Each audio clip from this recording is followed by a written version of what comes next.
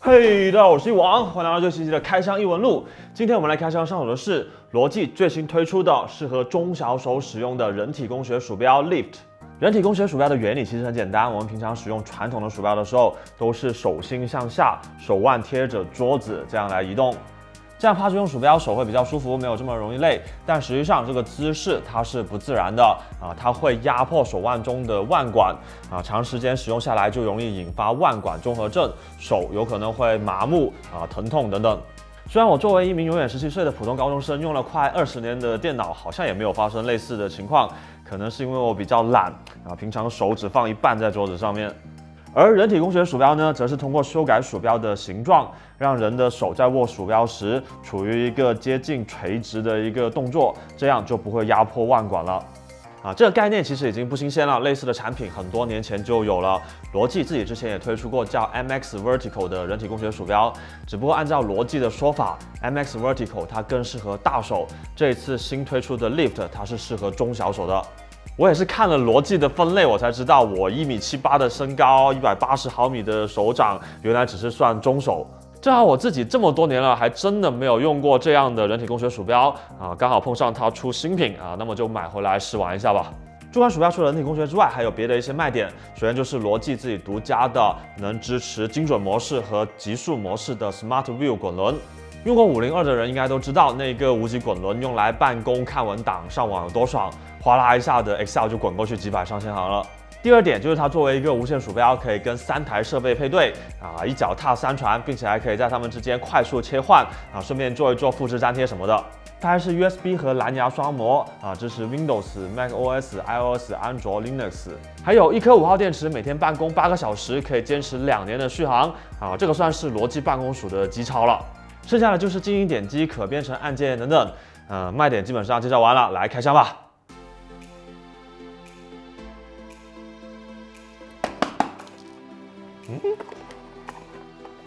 底下好像有个盒子，啥都没有，我错了。重要性、合格性和质保信息，产品质保卡。这个包装有点意思。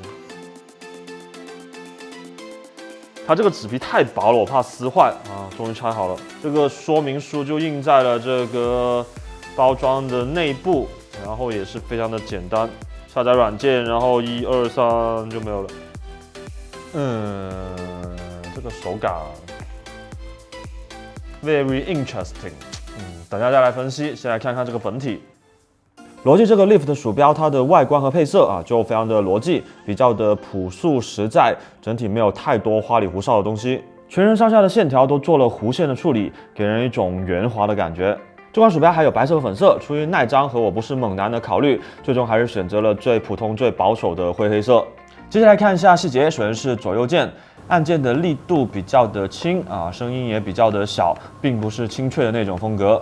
这个鼠标的左右键设计，我觉得是合理的。传统的鼠标，当你点按左右键的时候，你用力的方向是向下，有桌面顶着。而使用人体工学鼠标，手这样竖起来之后，左右键的点按方向就变成了这样。前端这里是没有东西顶着的。如果按键的力度比较大，键程比较长，那么就可能会出现点按困难的情况了。罗技 Lift 鼠标的左右键点击，我觉得还是比较轻松舒适的。后面这一颗功能键的力度就要大一些，但是因为键程较短，同时位置比较靠后，有这个拇指顶着，所以点按起来也不会觉得困难。鼠标左侧的这2颗侧键的手感就和常规鼠标的侧键差不多，按下去是比较清脆的。这2颗按键的手感，我觉得就没有那么舒服因为在点按时手用力的原因，有可能一不小心就顺带误触了左右键。常规鼠标的侧键在点按时虽然也是横向出力的但是这一边有无名指和小指顶着。不过习惯和注意一下的话，应该也还行吧。这2颗侧键的使用频率也没有左右键这么高。过来是滚轮这个滚轮就厉害了，它叫做 Smart View， 它有着罗技传统的2种模式。当你慢慢滚动的时候，它就是有刻度的模式，轻微的咔咔咔的可以实现比较精准的滚动。当你快速滑动的时候，它就会切换到类似无阻尼的模式，滑一下会转几圈。而且最厉害的是，它这个功能是用机械来实现的即使是鼠标关机的状态下，也可以实现快慢档的切换。像罗技传统的 Master 系列，这个滚轮就是通过电池来实现的。日常使用的时候，你能明显感受到有一个东西介入，然后控制了这个滚轮，并且在关机的状态下，它是没有办法切换模式的。而且整一个这个模块比较的重，这个要轻不少。过来是底部，这个脚贴是周边完整的一圈啊，有没有磨呢？好像是没有的。特氟龙的脚贴本来出厂就已经是有点花的了，刚刚我还扒拉了好多下。试一下在鼠标垫上面滑动，新鼠标还是比较顺滑的。鼠标顶部的前端是设备切换按钮，和 Master 系列上面那一个是一样的，可以在3台设备之间快速的切换。传感器、电源开关没什么好说的，下面这一整块都是电池仓的盖子，它用了这个磁吸的设计，你按下去啊，它就会翘起来。磁吸的设计比卡扣的要耐用不少。内部有 USB 接收器的收纳位置。这个新的 USB 接收器叫做 Logic Bolt， 是为了解决多设备连接的时候复杂的无线干扰问题，说是比优联更稳定一些。最后就只有电池仓了，一节5号电池可以续航2年，这个算是罗技办公鼠的特色。来拔掉这个阻挡，大家当没事发生啊！开机。好，那我们现在来实际试玩一下这个鼠标。现在我将这台鼠标跟这3台设备进行了配对。跟这台台式机是通过 USB 接收器进行连接的，跟这台 iPad 和这台笔记本则是通过蓝牙进行配对。现在我们连接到了1号的台式机工作正常。然后通过点击鼠标底下这个按钮就可以一键切换设备了。现在换到了这个笔记本，再按一下现在就是控制这个 iPad 了。通过 USB 接收器进行连接的时候，延迟是基本上感觉不到的。通过蓝牙连接的话，则因为蓝牙自身天生的原因，延迟多多少少有一点，不管是 PC 还是 Mac 还是 iPad， 这个是没有办法的。反正罗技的无线连接技术在业界已经是顶尖的水平了。然后多台在同一个局域网下的 PC 或者 Mac， 在安装了罗技的驱动，设置好 Flow 之后，这个鼠标就可以直接跨电脑进行移动了。甚至你可以在这台电脑复制文件。然后在这台电脑进行粘贴，它会自动通过网络进行传输。支持罗技 Flow 的键盘也可以实现类似的功能。同时，在罗技的驱动里面，可以针对不同的软件对按键的功能进行不同的配置映射。比如在浏览器里面，这2个侧键可以是前进和后退；然后在 PR 里面，这2个就可以是重做和撤销。以及这个滚轮确实可以实现慢速一格一格的精确滚动，以及快速的一下翻几页。不过它这滚轮的快速模式停得比较快，不像502上面的甩一下能转很久很久。总之，这款鼠标的功能在办公方向上还是非常方便的当然，这些功能在其他很多罗技的中高端办公鼠上面它都是有的。所以接下来我们要聊一聊这个鼠标它最独特的、跟别的鼠标不一样的地方，它的形状和握姿，实际使用下来的感受是怎么样的。因为我们这里不是医疗机构，也没有办法做长期的测试所以这款鼠标它对鼠标手是不是真的有疗效，我们这里没有办法判断。但是它作为一款鼠标，手感怎么样到底好不好使，我们还是可以聊一聊的。因为手感这个东西比较的主观，所以我也邀请了我们工作室里面的其他几位小伙伴来分享一下他们的体验。这里先来看一下我的感受。主要是关于左右键的点击感受，虽然这款鼠标它已经是缩减了键程，减轻了力度，但毕竟鼠标的前端它真的是没有东西顶着，所以点按的感受还是觉得怪怪的，就多多少少有一点使不上力的感觉。用着用着我就忍不住这个手指往后缩，毕竟有拇指提供一个反向的力，点按起来就感觉轻松多了。然后因为我是手指移动派，就是平常手腕固定不动，只靠手指去推动鼠标。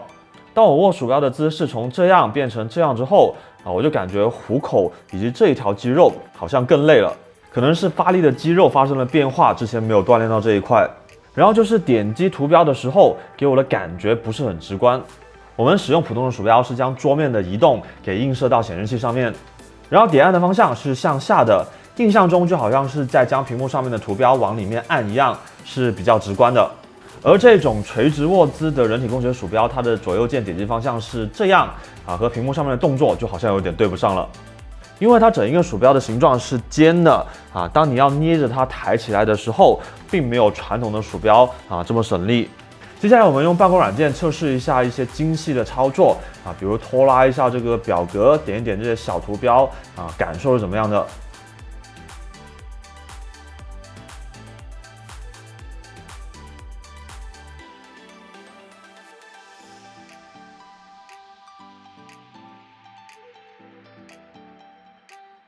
好，首先是我的手进行这样子的活动的时候啊，它好像没有传统鼠标的这样子活动来得灵活和准确，可能是没有足够的练习量啊，没有习惯的原因。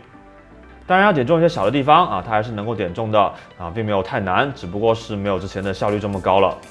然后还是左右键点按方向的问题啊，因为你点击的方向它是横向于鼠标的啊，那么你在用力点的时候呢，它有可能会带动鼠标一起进行活动啊，那么你在点击的时候就有可能导致这个指针发生一些颤动。像我这样的手指移动派，想让这个鼠标往下移的时候，因为手掌心挡着啊，它向下移的空间是有限的，你被迫整个手一起动。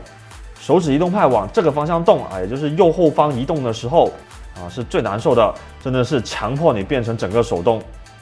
不像传统的鼠标，我可以把手掌抬起来，然后往后滑。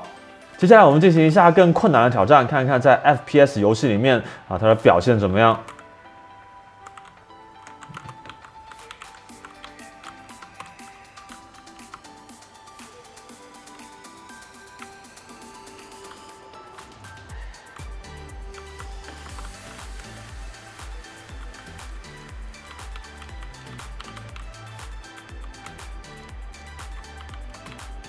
经过一段时间的试玩，我发现在游戏里面啊，这个左右键点按方向不直观的问题又好像没有这么严重，可能因为开枪它勾扳这些动作是这样的吧。然后一些精确的点击射击动作啊，比如爆头啊，它其实也是能实现的，只是并没有给到我传统鼠标那样指哪打哪的感受。然后想抬鼠做大幅度移动的话，还是没有传统鼠标这么灵活。明明底部的面积啊，它应该是比传统鼠标要小上一些的，但实际移动的时候，我总觉得底下好像很大一块一样啊。总之玩游戏我肯定不会优先使用它啊。以上就是我的个人主观感受，接下来看一看我们其他小伙伴是怎么想的。这个鼠标的感觉就是好像拿着一个摇杆在这里剪片一样。平时我们的鼠标的左右上下是这样移动的，但是它的感觉就好像就从横的变成了一个竖的，就从按键变成了一个摇杆。你调节这些细致的地方的时候，就变成了往右边摇这个摇杆，要摇到差不多这个位置对准了，你才能去剪，就感觉特别的不精准。本来这种鼠标让人的手臂放松的，就人体工学鼠标让人很轻松的放上去。现在我不仅不放松，我还越来越紧张了。摇过去一点点，它就会超出去了，就给我的感觉就是不是很精确。这个鼠标的手感呢，就特别像我前几天放端午吃的那个粽子。如果你觉得这个鼠标不知道合不合适你，你可以把你家里吃剩的粽子拿出来，然后握在手里，把它当成一个鼠标去试用一下。如果你觉得能接受的话，那这个鼠标你肯定是可以的；如果你觉得不能接受的话，那这个粽子还是建议你把它吃了。这个鼠标呢，我现在打了10分钟下来，感觉就是有点握不住鼠标，因为它改变了我正常打游戏的一个握姿，拧着手会感觉很别扭。因为打游戏不像日常的办公使用，而且呢，它的这个图层抗滑度不是特别好。你看我现在打了800分不到，准确度上面是没有问题的，但是就是手出汗特别厉害的人，就会感觉这个鼠标用久了会很滑。因为我是一个低 DPI 的指握用户，我会觉得这个鼠标抬起鼠标来会有点握不住的感觉，就得捏着这个鼠标来发力，它没有一个能够扣住鼠标的一个着力点，就会感觉让你的手一直紧绷着，特别难受。而且因为我是低 DPI 的用户，需要大范围的移动鼠标，而且因为它的握姿从横向的握变成竖向的握，手臂这个位置会感觉特别的硌手。之前这样子握鼠标的时候，因为这里肉会比较多，反而会没有什么感觉，但是变成竖向握持的时候，会感觉这个地方会硌着你的手骨头。对于办公场景来说呢，这个我觉得相对来说它确实是一个好鼠标，只要你不持续用力的握住这个鼠标的一个使用场景底下，比如说需要去网页查询一些资料，去寻找，比如说看这个，然后去打贴一些字，再去握鼠标，这样是属于一个把手轻轻搭在鼠标上面，然后进行一个点击移动的操作，是属于比较轻度使用鼠标的用户来说，我觉得这个鼠标是值得点赞的。这个鼠标，简单用了一下，我觉得可能不太适合我。主要的原因是因为我应该是更喜欢用手腕去发力来控制这个鼠标，而这个鼠标改变了握姿之后呢，手就会有比较多的面积接触到这个平面，握着是挺放松的，但是就比起普通鼠标移起来就不会这么自在了。而且我觉得真的想要减少鼠标手的话，最好的办法就是不要用鼠标，尽可能少的去用鼠标。总的来说，虽然外设的手感这种东西是非常主观的，但是我们几个人一起试玩下来有一个感受是共通的，那就是这种人体工学鼠标的垂直握姿在实际使用的时候，它并没有比传统鼠标的握姿更舒适，反倒可能会感觉更难受一点，特别是它强迫我在使用鼠标时整个手臂一起动，对肩膀的负担可能会更大。所以我觉得这款鼠标它更加是适合作为鼠标手的专门应对策略去购买就是你已经出现了鼠标手的症状了但是又没有办法去避免长时间使用鼠标那么可以买一个来试一试，看看能不能有所改善。而如果你是一个平常鼠标不是用得特别多的普通用户那么这一款鼠标它可能就不是非常的适合你了。然后我觉得你去选购一张好的椅子，把手托调整到一个合适的高度去承受这个手臂的重量，降低这个手腕的压力的话对鼠标手应该也是一个预防的措施。至少我自己是没有出现鼠标手相关的症状的。好，那么这次的影片就到这里了。如果喜欢的话，记得点赞、评论支持一下，新观众再顺便点一个订阅，就不会错过后面的精彩内容了。我是一王，下次再见，拜拜。